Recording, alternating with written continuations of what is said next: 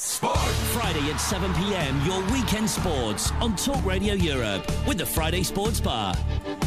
You tuned into the Friday Night Sports Bar with me, Dom Aldworth, Richard Tilsley and Stuart Joseph. You're almost welcome this evening, coming to you live from the Talk Radio Europe studios. Coming up over the next hour, the transfer window is now closed, with David Beckham stealing the headlines in a frantic day of business yesterday.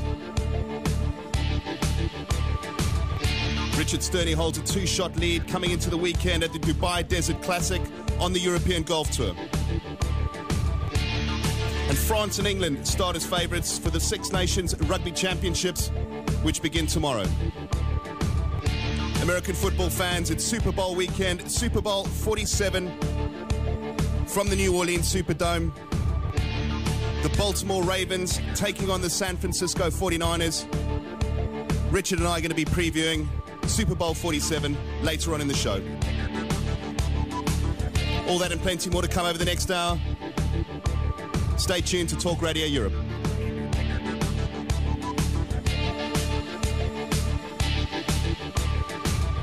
Friday Sports Bar with Dom Aldworth. Well, good evening once again and welcome to the Friday Night Sports Bar here live from the Talk Radio Europe studios. A warm welcome as usual to my two expert panellists, Stuart Joseph and Richard Tilsley. Gentlemen, welcome to the studio this evening. Have you had a good week? Yeah, lovely. Really, really good. Enjoyed the weather. The weather's been incredible. It's been pretty good, hasn't it, Rich? Yeah, really good week, and can't wait for the weekend as well, because there's some amazing sporting contests this weekend. It really is. Yeah, we were just talking about it. It's just such a great choice of sport this weekend. But, you know, with the sun being out, are you not going to be tempted to put your Speedos on and wander around the garden and... reveal some of your flesh? It's definitely couch potato time, Dom. Couch potato time? It certainly is. Six Nations. You're not going to be showing off. I mean, this is a first opportunity this year with the summer approaching. You've been working hard on your punch bag to show off your body at your age in a pair of Speedos. It can wait, because I tell you, I'm so looking forward to these rugby matches this weekend. I think it's going to be one of the most exciting Six Nations for some time, because it's very, very open. It is. Well, I don't know. You don't fancy France and England certainly edging it. Looking at the form of Wales and the inconsistent form of Wales and Ireland towards the second half of last year. Well, I'm expecting a lot more from Scotland, the Six Nations, and I'm really looking forward to some of the matchups we're going to see in the Calcutta Cup this weekend. Well, yeah, I mean, talking about the Scots, actually, I mean, we're going to be talking a little bit about the Six Nations later on, but I can see your point there, actually, because against South Africa and against the All Blacks as well, they put in two very good halves, two 40-minute sessions, which suggested, that they can actually play some rugby at times. And, and they've got this man mountain, Richie Gray. Richie Gray, yeah, tremendous player, isn't he? 6'8". I mean, he is absolutely enormous. Real driving force in their forward pack, Richie Gray. Well, he does, and he's a talismanic figure for the team, and he really does sort of give them momentum. And whenever he gets the ball, I mean, he is going to make the hard yards. I mean, fantastic in the line-out. And they've also got a pretty good back row as well, and in Strokoch, James Beattie and Kelly Brown. And I think they're going to give the England back row, a good run for their money. It'll be interesting to see. And Richie Gray with that big mop of hair of his as well. Whenever he's got the ball, he's always very visible, a bit like Skolkberger in his younger years. With that big mop of hair, you can actually see the work effort he puts in, because he stands out so much more than the other players. And also, I mean, the Scots are a big team. And, to a certain extent, I mean, a lot of the England selection, I think, has been sort of based on trying to counter that threat. Are you sitting on the fence for this one? Well, I think the thing is, with the Calcutta Cup, it's such an unpredictable fixture, because history has shown us that it can go either way. And it is the one game, beyond all others, that the Scots will always raise their game for. Sure. And you only have to look at last year. I mean, the Scottish team were fairly lamentable in most of their matches, and yet they ran England very, very close in that first game. And conditions are looking dry for tomorrow. A bit of overcast conditions. But I mean, if you remember, I think there was there a turnover, and we scored from that against Scotland. Oh, an intercepted pass. I don't recall that. Fairly certain. There was one incident where the game suddenly swung, and up until then, Scotland had looked really good. Well, listen, like I said, we are going to talk about the Six Nations a little bit later on in the show. Stuart, you could actually learn a thing or two from Richard. I do every week. Listen, I mean, you know what happened to you last Friday when you openly said that, you know, Spurs were going to run riot all over Leeds United, and we happened to get that clip and play it out on the Monday just to embarrass you slightly. You see, now Richard's actually, you know, he's being very strategic here, actually. I'm sure, I mean, obviously he wants England to win. He's an English rugby supporter. But if he came out and openly said that, oh, no problem, the Scots, you know, England are going to get absolutely thrashed on the weekend, then, of course, he would have the same treatment on Monday. So you can learn a thing or two from Richard, you know. I bail. Yeah. I think also, didn't Stu on Monday say that when he was looking ahead to the midweek fixtures, that he thought that Spurs would comfortably beat Norwich? I seem to remember that word was used. Yeah, I'm a very positive person. You realise that. Well, it's going to get you into an awful lot of trouble, I can assure you. But let's talk football. Yeah, but guys. let's not confuse optimism with realism, Stu. I mean, we keep telling you this every week. I've been going to Spurs for 55 years. I've supported them through thick and thin. I'm an optimist. Okay, well, we'll soon change you. I admire the loyalty of anyone who supports a small to medium-sized club through all those like years. me, Bafana, the South African national football team. Look at us in the quarterfinals. I've always supported them. You know, it'd been so easy for you to have change allegiance to a big club like Arsenal. That was Chelsea. That was so low, Guys, let's talk football. The transfer window closed yesterday, as expected. Frantic activity that always takes place on the last several hours of the transfer window. David Beckham stole the headlines yesterday. I don't know whether many people are surprised that he ended up going to PSG. We know that a year ago PSG were interested in taking him on, and he decided to extend his contract with LA Galaxy for one more year. But great to see David Beckham back in Europe. What a great club he's chosen to go to. We know he had a host of offers from all over the world, including the Premier League. He's always stuck to his guns and said, we'll never ever play for another Premier League team except for Manchester United, which is fair enough. Last 16 of the Champions League, Paris Saint-Germain. They're in action tonight. He'll be in the stands watching. Top of the French League, League 1 at this stage. Not a bad move for David Beckham. Absolutely superb, sorry. And what a piece of PR genius for him to donate his wages to a local charity. I mean, how to endear yourself to I'd like to talk about that, Frenchmen. about PR, but just we've got a caller on the line anyway, which we're going to bring in first and foremost. Good evening, you're live on Talk Radio Europe. Good afternoon, young man. How are you doing? Hi, Steve. Hello, mate. I forget going into McDonald's and asking £5 each way on a horse, or forget about all the other stuff that's going on. Was that Burger King, wasn't it?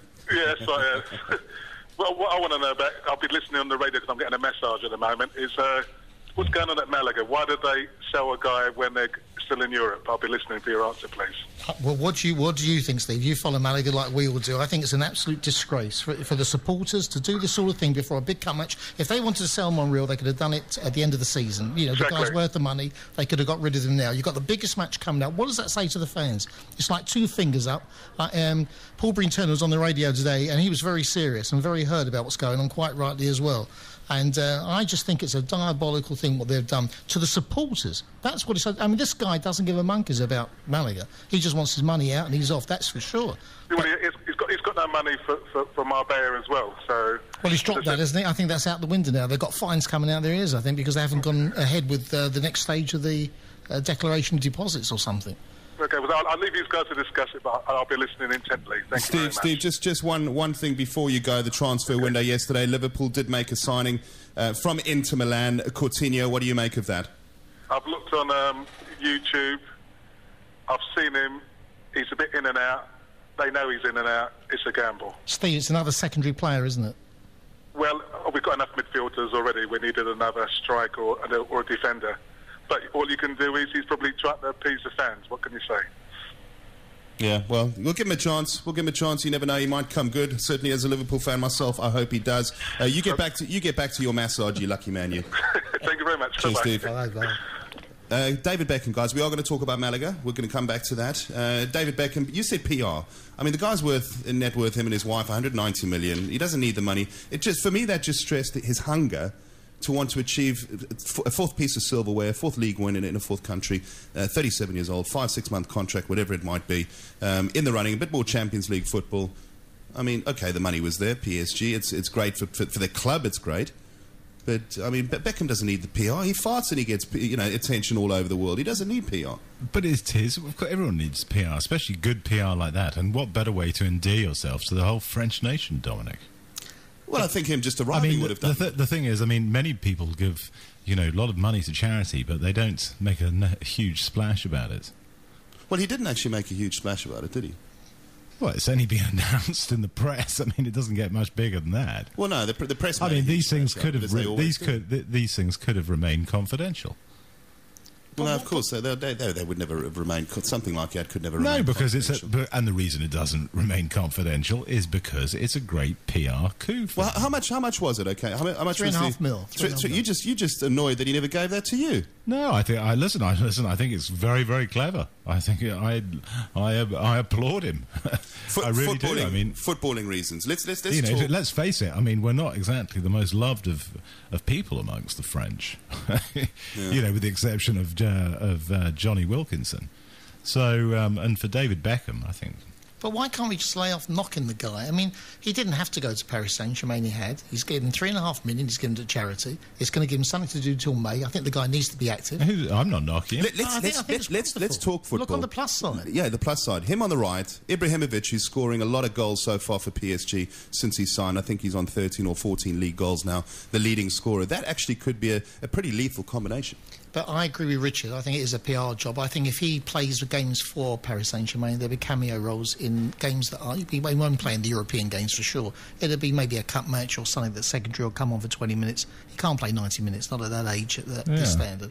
And I think that's where he'll blend in. But, I adore David Beckham. I think he's done so much for... No, having said that, Ryan Giggs plays 90 minutes for Man United. I think he's been fitter and he's played better football. He's been out in America. Giggs has been playing Premier, and I think he's a much fitter guy because of the football he plays. Gentlemen, we've got another caller on the line there. Good evening, you're live on Talk Radio Europe. Good evening, gentlemen. James Chapman here. How are you doing, James? I'm okay. I'm very upset about Monreal going. But I think you've got to look at it from the big picture, which is that Malaga have got to compete in the Champions League according to the fair play rules. In other words, they cannot use money that they haven't got. And as you know, as I mentioned to you last week, Malaga do not own anything. The Sheikh doesn't own anything except the name of Malaga and the players. He doesn't own the ground at all. He's got no collateral whatsoever. The only way they can appeal this ban from playing in Europe is they've got to have some kind of collateral, and that is money in the bank. James, can I ask you, couldn't they easier can he just put his hand in his pocket and put 10 million in for the time being and take the player? He can't, because they got to live within their means, and that's the end of it. Teams like Atletico Madrid, who own the stadium, the Calderón, who have a playing field, can use that as guarantee for borrowing money. Malaga have got nothing. That's the problem. That's the be-all and end-all of it. What Malaga's done is sad for me. I'm very upset about it. But what they've done is they've released a player who earns a lot of money. They've got 10 or 12 million euros for him. They signed on a guy who was on the paro and who obviously is on a lower wage. They're living within their means, which is what they've got to do to be in the Champions League. James, aren't there other teams in Spain having a terrible time financially? They may have equity in their ground, but they owe so much money, the balance sheet is in minus. I mean, there must be plenty of clubs, from what I read in Spain, in the Major League. There is, but they're not in the Champions League or the Euro League. Once you get into those leagues, you've got to satisfy certain criteria, and that's it. Well, James, Valencia is now owned by the government of Valencia.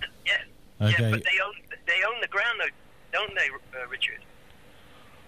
Well, do they? I mean, if the government own the club, the debt that Valencia have got is for the stadium that they were having built, not the stadium that they're in. That's as far as I know. James, while we've got you on the line, it's not all bad news for Malaga. Great result against Mallorca on the weekend. And Monday or Tuesday, I think it was, one of Malaga's most influential players so far this season, young Isco, put pen to paper to a new contract with a buyout clause. If I'm correct in saying around about 40-odd million, 47 million, something along those lines. Can you tell us any more about that contract? Well, he's not... That is the buyout clause, isn't it? So what they've basically done is they signed him on, and if Paris Saint-Germain want him, they're going to have to fork out 45 million. It's as simple as that. But he's not worth anything like that. Pardon? He's not worth anything like that. Well, he will be in a little while, because I think you'll find that Isco is penciled in by Del Bosque to play in Spain's national side now. Really? And I mean, with regards that new clause in his contract, was there no increase in wages for him? Yes. Okay, so they have rewarded, obviously, their star player, which is not all bad news. Yes, definitely.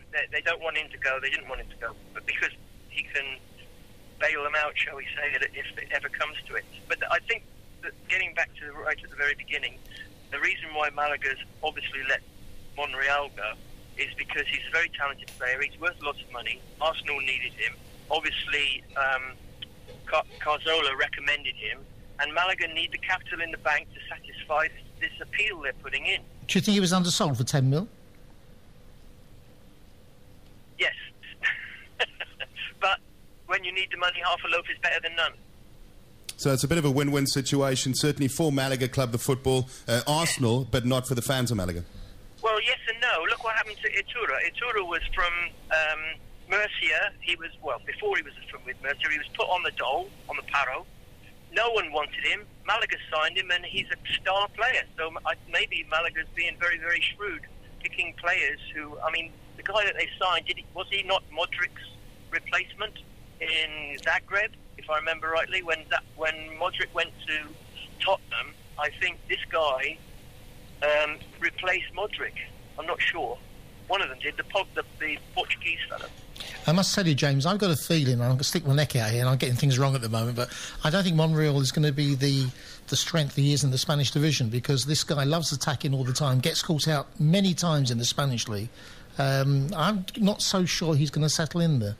Well, you may be right, but Monreal was part of a back four which only let in 19 goals so far this season, and has allowed Willy Caballero to be the top goalkeeper in the league. Yeah, that's a good point. Malaga's defence is absolutely fantastic. They've watered it down something too much for me, but anyhow, it's a case of finances, I think you'll find. So one quick question. Giamichellis is out for 3 games, I think, with this red card. I mean, how are they going to replace him? In actual fact, he's off for 1 game. Oh, good. But his father was burnt to death, I think, in a car accident in Argentina last night. Oh, no. And I think you'll find that he's going back to Argentina, and I don't know for how long. I might be wrong with that, but I know it was a car accident in which the car was caught fire. Oh, terrible. Absolutely awful. James, could Camacho move to the centre of defence for Malaga to cover that? Camacho does. He is a central player. He plays alongside with Tulalan, of course. So Camacho is a very good player.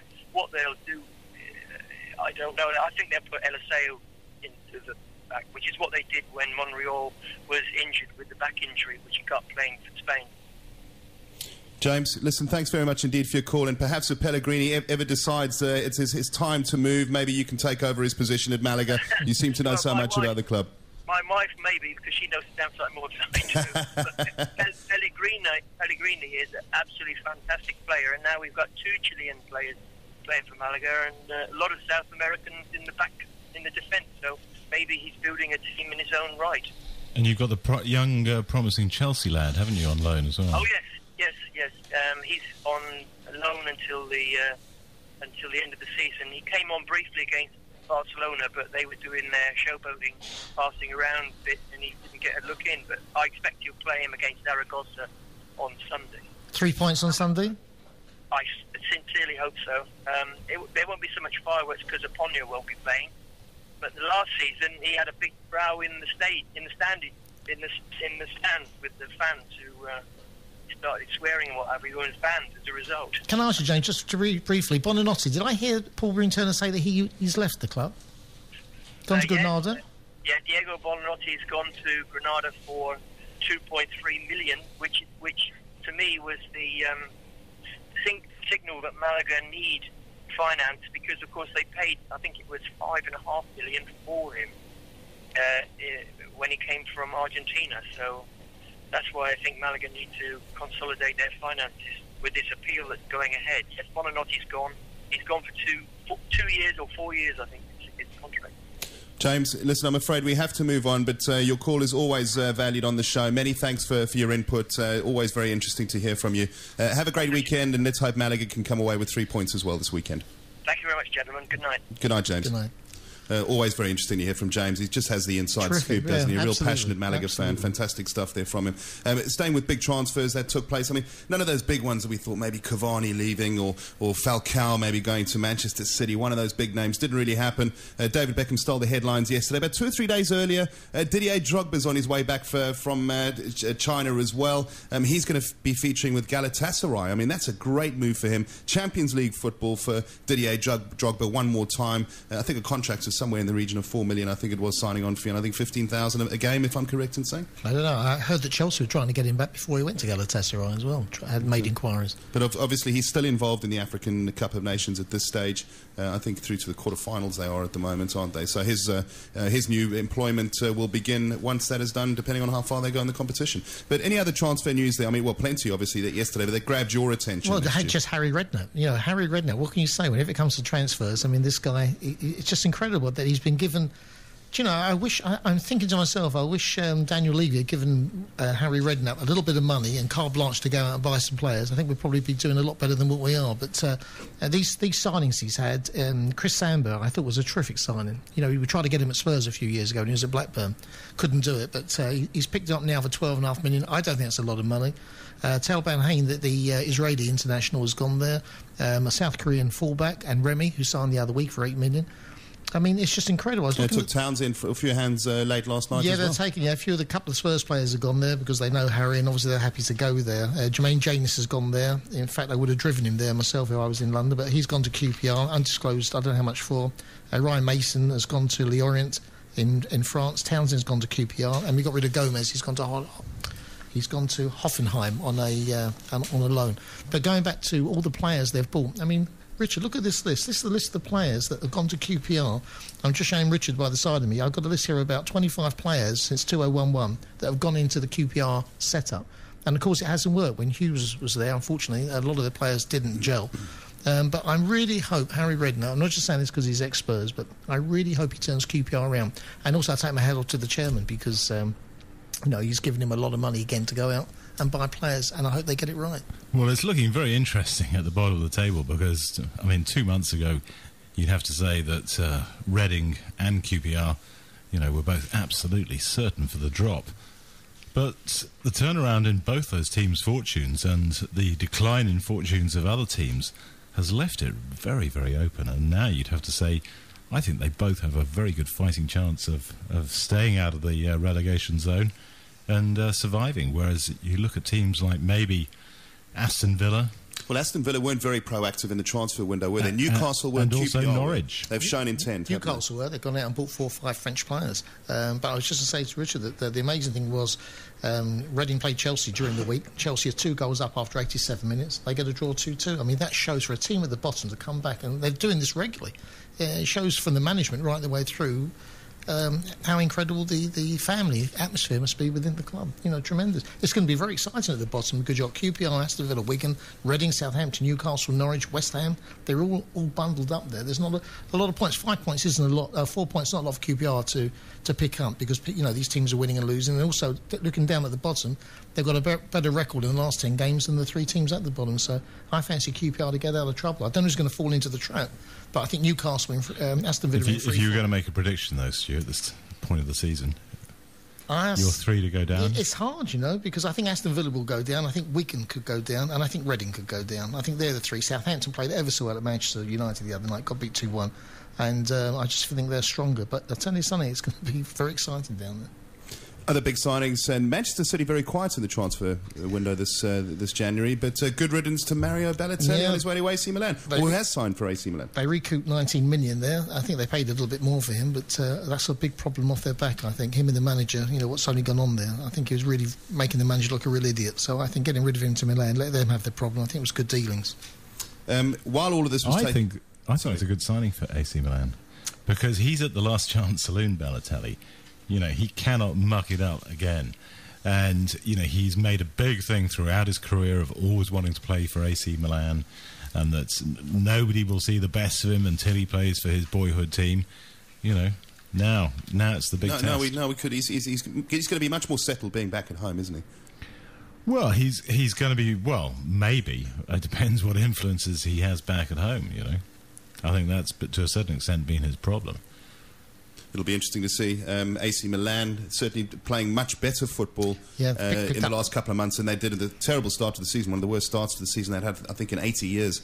But certainly looking good, and Balotelli will... I mean, who have they got up there? They've got Robinho, they've got Balotelli, they've got El Shaarawy doing very well. You've got Prince Boateng as well, they're doing exceptionally well. So they've got a real great collection of attacking players up front now. They're too far behind to get anywhere near to win the Championship, but they're certainly picking up points, as you say. Another good deal, I thought, was Danny Graham going from Swansea to Sunderland. I like Danny Graham very much. I was surprised Swansea let him go, but for $5 million, and Sunderland needed someone up front. You can't get in the team, though.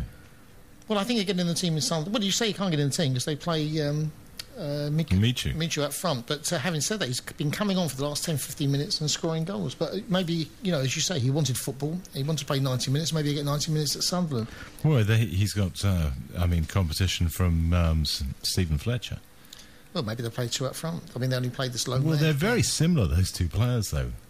But don't you think that sometimes you need to have the option to get someone else, you know, in the box? Well, I'm just surprised that they did go for Danny Graham, because to my mind he's far too similar to Stephen Fletcher in his style of play. It'd be interesting to see whether O'Neill, you know, plays two up front and changes his style, because he's quite a defensive manager, I personally think. But he must have taken him for a reason. I mean, if he's not going to be promised a full 90 minutes, then he's going to be in the same position he was at Swansea. Well, we'll have to wait and see. I think, to me, it was a strange decision. Because I know Middlesbrough were interested in him, and yes, he went to Middlesbrough first. In fact, on the Sky, it came up that he was going to sign for Middlesbrough. Yeah, and to be honest, I thought that was a much more natural destination for him than Sunderland. But he's got Premier Football, isn't he? And probably another 10,000 quid a week, I suppose. Gentlemen, we must move on. Sorry to interrupt you. We've got a commercial break coming up very shortly. While all the frantic negotiations were taking place in the last couple of days of the transfer window, there was also Premier League action that took place as well. And unfortunately, Spurs, who was supposed to go on and beat Norwich, according to you on Monday, Stu, didn't quite manage to get the 3 points. But a cracking goal by Gareth Bale. Gareth Bale's goal was just outrageous. It was just absolutely fantastic. A joy to see. But I've got to tell you, for 65 minutes, we weren't even in the game. It was really, really another bad performance. And we could have won it at the end. We had a couple of chances, but Norwich, credit to them. They really, I suppose they deserved 3 over the 90 minutes. But we came away with a point, and that's the end of it, you know. Another disappointment. That's 3 draws on the trot now. So. But if I was a Spurs fan, you know what the most worrying aspect of that game would be for me? Well, there's 2 things. Tell me. Well, firstly, how I thought how toothless Spurs were in attack. You just had no real potency up front at all. The other thing was when Lewis Holtby came on, and he came on with a series of written instructions that he would then pass to a number of players. And I thought what was really, really revealing was that Scotty Parker, who is a seasoned pro and a very intelligent footballer, read these set of instructions and was completely and utterly mystified by them.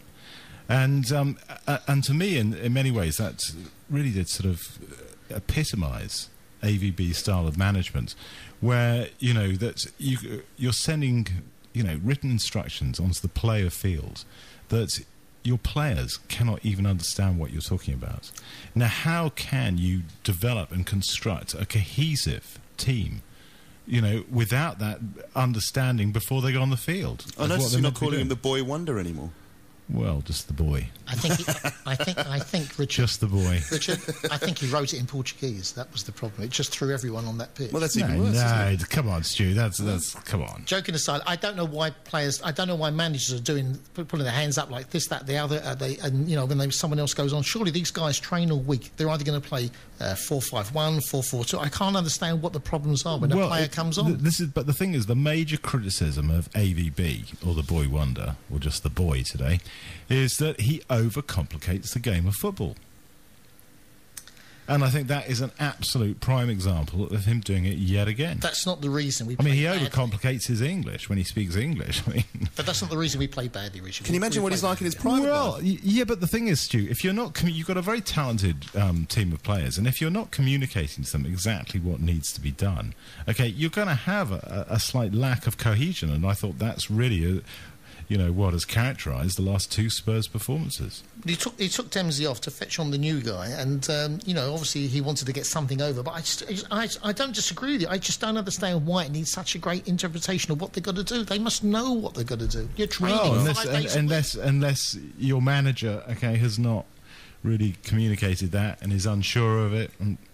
I don't know. We will see. I mean, listen, he really needs to turn the fortunes of Spurs around very, very quickly to avoid these confrontations or stick that we give you every Friday and every Monday. Perhaps a couple of 3-pointers here and there we'd let you rest a little bit. Stu, we must go to a commercial break. But before we do so, just give us a quick rundown on what happened in the Premier League matches during the course of this weekend, please.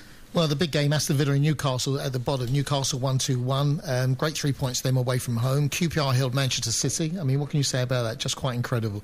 They're just doing so well, QPR, at the moment. I know they're picking up loads of draws, but they're gaining points all the time. Stoke and Wigan was a disappointing draw, let's say. So was Sunderland and Swansea. Arsenal-Liverpool was a cracking game, 2-2. But I must tell you, I watched that game, Arsenal-Liverpool, taped the Barcelona-Real Madrid. If you look at the football of Real Madrid, look at the football Arsenal-Liverpool, this is in a different league, the Spanish league. The two teams at the top were just in another planet, as far as I'm concerned. The football was just amazing. Everton beat West Brom 2-1. Fulham beat West Ham 3-1. Manchester United beat Southampton. Southampton played ever so well, but that's what United are doing so well, gaining 3 points, not playing well. Norwich and Tottenham we discussed, and Reading was quite incredible. Chelsea were 2 goals up at Reading, and they got 2 goals in the last couple of minutes, Reading, for a 2-2 draw.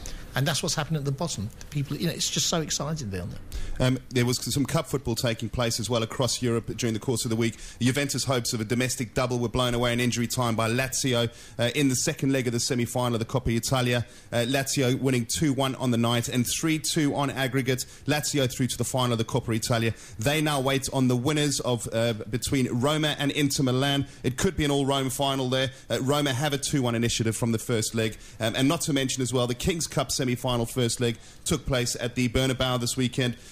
One apiece. Barcelona, obviously, with the away goal, have the slight initiative, but that was a cracking game of football, wasn't it? Oh, honestly, I thought it was just terrific. I was sitting there watching it, and as I say, having watched the Arsenal-Liverpool game, it was a totally different quality of football. It was amazing. The players on there, man for man, it's just a different dimension, I think. I mean, maybe you think I'm wrong, but I thought the football was outstanding. Tremendous game, yeah. Really absorbing for me.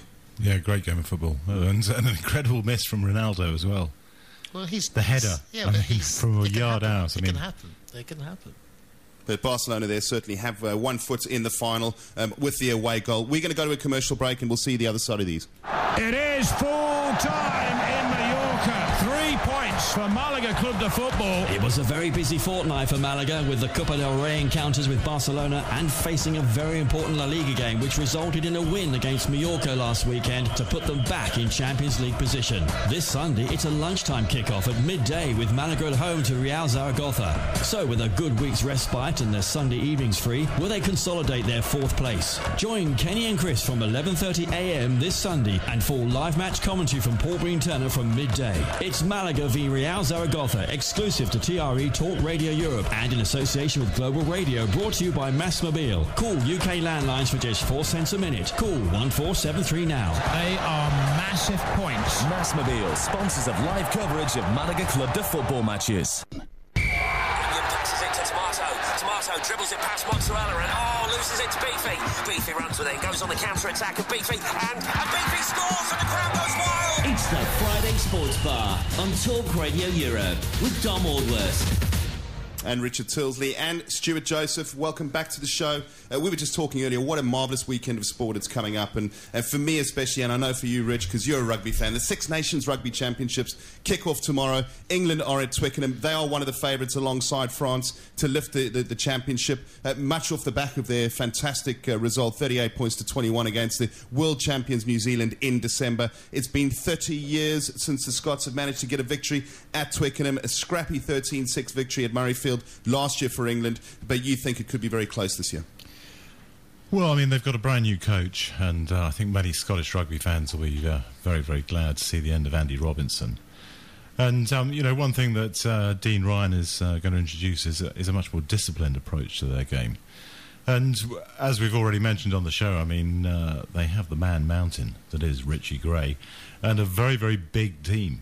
And they're going to take some stopping, Dominic, they really are. But let's not forget. I mean, England are going to be full of confidence. They're going to be full of momentum after that tremendous win against New Zealand, and they have a very, very good team. Very good team indeed. I mean, I think the England the back row is excellent. I mean, Ben Morgan, perhaps a little bit suspect in some of his defensive work, but I mean, going forward, I mean, he is a one-man wrecking ball. And then you've got Chris Robshaw, and Tom Wood. I mean, and Tom Wood is he just seems to sort of, when he plays, the whole team seems to gel, and he never stops working. So. Joe Marler comes in the front row in place of Alex Corbicero, who's been ruled out for the entire Six Nations. The only other injury for this weekend is quite a severe one, actually, because Manu Tulagi, Samoan-born battering ram of a centre, will not be featuring against the Scots tomorrow. He is going to be fit for next weekend. In his place comes in Billy 12 Trees, great name. Let's hope he can produce the goods. He'll be alongside Bradley Barrett in the centre of midfield. We felt that perhaps Owen Farrell might have moved into the centre. Freddie Burns we didn't realise last week that Freddie Burns is still injured. We thought that maybe he was going to be fit for this, but no, he's not. He's going to be making an appearance slightly later. But the interesting thing about Billy 12 Trees is that he has been, at times, a little defensively suspect. And I think he's been responsible for 19 turnovers. Really? Well, his international rugby education begins officially tomorrow, alongside the experience of Bradley Barrett. But you mentioned also Joe Marler, and Joe Marler in the pack instead of Alex Corbicero will give more in the loose. Without a doubt. Probably not so much in the set piece, but I think in the loose he'll give more than Corbicero does. Well, we saw a hint of what England's backline is capable of doing. We all know in international rugby, in any form of rugby, if your pack provides you a great platform of moving forward, you can exploit the speed and the handling skills, certainly, of those English backs. And we could see, with dry conditions, a great game of running rugby from the England backline. Very much so, and as I say, as you said, Dominic, there really is some very, very exciting talent. I mean, you've got Alex Brown, Chris Ashton, and also Ben Youngs, and I think one of the things to watch for in terms of the tactics that England might employ in the game tomorrow is some of his bursts from the outside of position, where he'll make a hole for the blindside winger to burst through. And that is something that has worked, to England's advantage very effectively. Well, that's England versus Scotland at Twickenham. I'm going to go for England, certainly, on that one over the Scots. The defending champions, Wales, kick off their campaign against the Irish. Probably two of the most inconsistent sides in world rugby in the second half of last year. This is at the Millennium Stadium. 7 consecutive defeats Wales come in, including 3 losses in Australia to the Wallabies. Argentina and Samoa making up 2 of those losses in the autumn internationals against New Zealand and Australia again. Certainly after what they achieved in the first part of last year, Wales, with the young side, the likes of Lee Halfpenny, George North there, you've got Jamie Roberts in the centre. Their second half of their season was a bit of a disappointment, wasn't it, Rich? Very much so, and of course they had a shocking, set of autumn internationals, and have lost a lot of very key players as well. And one of the big choices is who's going to play at outside half. Are they going to go with Biggar? Or are they going to go with Hook? They've actually gone. They've gone with Biggar. Biggar will be starting in the number 10 jersey for them. Well, that's again. I mean, he's untested at really at an international level. I mean, I think he's come on as a second half replacement. I don't think he's ever started. Maybe you can. Dan Biggar? Yeah. I think he has started. He started, I think, in one of the autumn international matches. In fact, I think he might have started against New Zealand. I think he came on in the second half against New Zealand, and he started against Australia. But, I mean, the thing is, what Wales have got is, as you said, they've got those very, very good wings, both George North and Alex Cuthbert. And Toby Falalatu, the number 8, I mean, if you look at last season's averages, I think he made more yards and made more tackles than any other member of the pack. Well, with regards... of all Six Nations teams, I mean, he was top of the averages. Well, staying with the Welsh team, as I said before, the forward platform, this is your front row for Wales tomorrow. Adam Jones, Matthew Rees and Gerthan Jenkins. That is as powerful as a front row as you can get in world rugby. We've spoken about how they can attack from deep. But let's just cross over and have a look at Ireland. Again, not a great autumn international series, but with the return of some real power players for them. Brian O'Driscoll's back in the equation. Rob Carney at fullback comes back in. Sean O'Brien on the flank comes back in as well, and so does Rory Best in at hooker. So you've got 4 key players that were injured during the Autumn International Series, key players with experience as well, coming back in for Ireland. And that, for me, now sets up a great midfield battle between Jonathan Davies and Jamie Roberts in the centre for Wales, and the world record partnership there between Gordon Darcy and Brian O'Driscoll in the centre. That is where the game could very much be won and lost. Well, it's going to be very interesting to see what sort of form Brian O'Driscoll brings into these Six Nations, because obviously he's been out injured, didn't play in the Autumn Internationals, and there's been a lot of question marks about him for some time. Great player that he is, a legend of Irish rugby, but is he past his best? Is he slightly too old? And to my mind, I think the last couple of centres he'd want to come up against were Jamie Roberts and his other player next to him, whose name escapes me. Jonathan Davies. Jonathan Davies, thank you. Well, it's going to be a cracking encounter there. Wales versus Ireland. And just very briefly, France opened their campaign up in Rome against the improving Italians as well. The French, always very inconsistent, but they've certainly been buoyed by the return of the 2011 International Rugby Player of the Year, Thierry Dusautoir. He'll start after quite a long period out from injury, so good to have him back. Frederick Michalak will take over the number 10, will continue with the number 10 jersey. He's been plying his trade for the Sharks in South Africa in the Super 15. Great rugby education there from Frederick Michalak. Loves to attack from behind the scrum as well. So I think one-way traffic there for me, the French to run away with that one. But not to mention the captain from Italy, Sergio Parisi, one of the players of the tournament, Six Nations last year. He will always be a threat to any of the sides. And that's France versus Italy. I'm just looking at the clock here, guys. We really must scroll through. Richard Sterney remains one shot clear in Dubai, coming into the weekend in the Dubai Desert Classic. So good performance there from him today. And I can tell you now as well, in the PGA Tour, fantastic yesterday by Phil Mickelson, wasn't it? This is in the waste management there. Phil Mickelson shooting a 60 to go 11 under par in the first round. The action continues today. Mickelson is yet to tee off, but he's certainly in pole position there. That leaves us with a little bit of time to talk about the Super Bowl, Rich. Super Bowl 47 takes place on Sunday night at midnight for any of you that are prepared to have a bit of a kip in the afternoon and get yourself up at about midnight and watch it through till 3 or 4 in the morning. I'm going to be doing that. The Baltimore Ravens versus the San Francisco 49ers. The 49ers were last in a Super Bowl in 1993, which they won. That was the 5th Super Bowl that they had won. And the last time the Ravens featured in a Super Bowl was in the year 2000, which they won as well. Ray Lewis send-off. I mean, what more? Two brothers coaching, unprecedented as well. What a great game to look forward to. Well, of course, I mean, back at that Super Bowl in 2001, was it? Or 2000? 2000. Ray Lewis was nominated as the MVP, most valuable player, man of the match. And it's interesting when you look at that Baltimore Ravens defense, because from 2000, considered the third greatest ever defense in the history of NFL. And it was amazing how they completely shut down the opposition in that Super Bowl. I think it was the New York Giants, wasn't it? From memory? I think it was the New York Giants, yeah. But this year, I mean, you'd have to say, I mean, great player though he is, he's 38, had a good season, but coming, to a certain extent to the end of his professional game, and not quite the same player he was, Dominic. And it's going to be a fascinating matchup. I mean, there's so much. I mean, the Ravens' offense against the San Francisco 49ers defense. Joe Flacco he had a pretty average season, but I mean, he really has come to the fore in the postseason. I mean, he's thrown for 853 yards, 8 touchdowns, and no interceptions, which is a pretty good return. It's one of the main reasons why they've got this far, certainly. Very much so.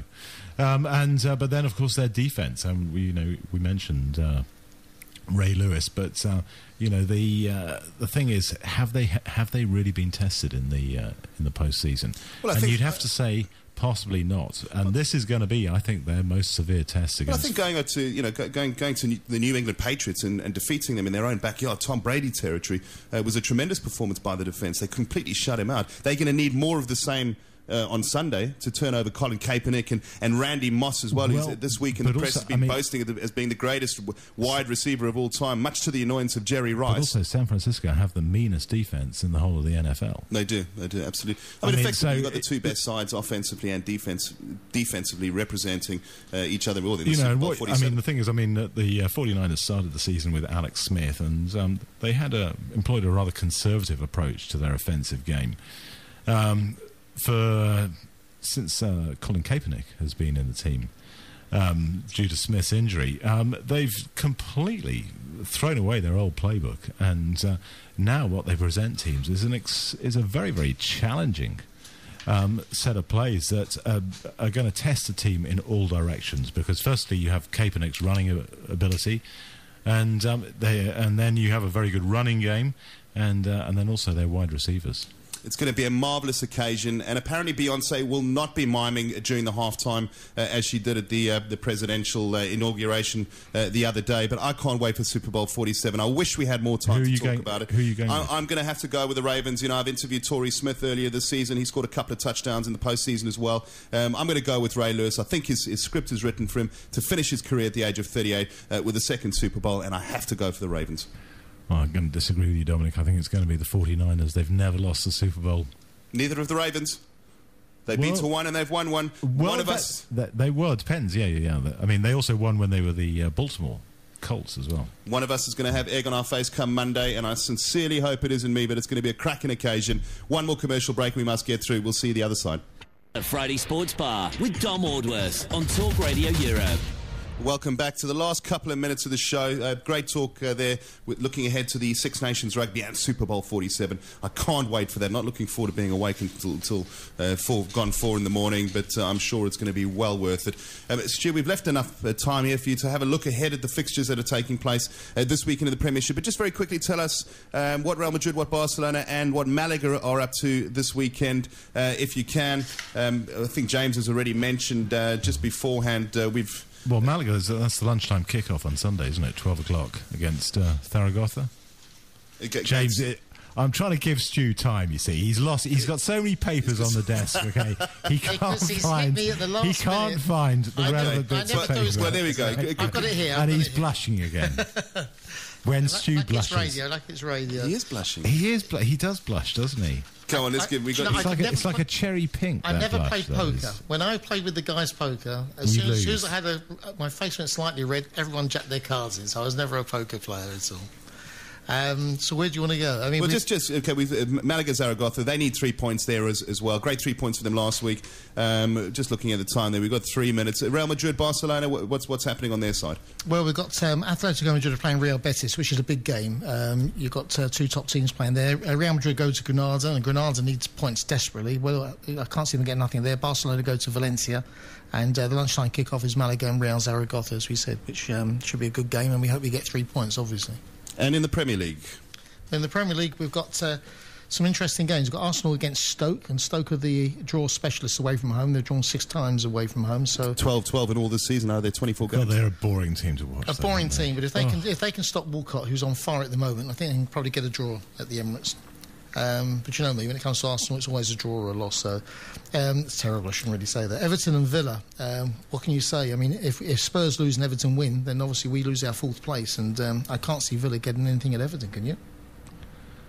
No, absolutely not. Absolutely not. I mean, got to go with Everton for that one. I mean, I still don't think Richard Dunn is back, and that back four. I mean, they look as though they'd struggle in League Division 2, never mind the Premiership. I can't see how they can change that round. Fulham are playing Manchester United. Fulham are at home, but every time they're playing Manchester United recently in the Cup and in the League, they're getting beaten. I can't see them holding back United. Berbatov to score the winner there for Fulham? Well, it'd be nice to see. That would be nice, I mean, he's playing so well at the moment. I mean, he's the man to fear, obviously. But, you know, football's a funny game. They may scramble a draw, but I can't see them winning. I take Manchester United to win that one. Newcastle-Chelsea. I mean, there's going to be a great atmosphere there with all the Newcastle players, the new players playing. Chelsea don't know if they're coming or going. Maybe there's a chance for Newcastle to get back on track. They certainly need 3 points. Manchester City v Liverpool should be a cracking game. That's on Sunday. I'm looking forward to that. Liverpool are playing very well at the moment, and I think they go to Manchester City with a lot of confidence. I really do. I thought they ran Arsenal ragged in that midweek game, and other than that, the last 25 minutes, that brief spell, and as you know, where Arsenal were just absolutely unstoppable. Well, Walcott just turned it around. The guy is he's unplayable. You talk about Bale. To me, Walcott at the moment is just absolutely tremendous. And also, the other thing is, one of the advantages for Arsenal in signing Monreal is that they won't have to rely on the calamity that is Andre Santos.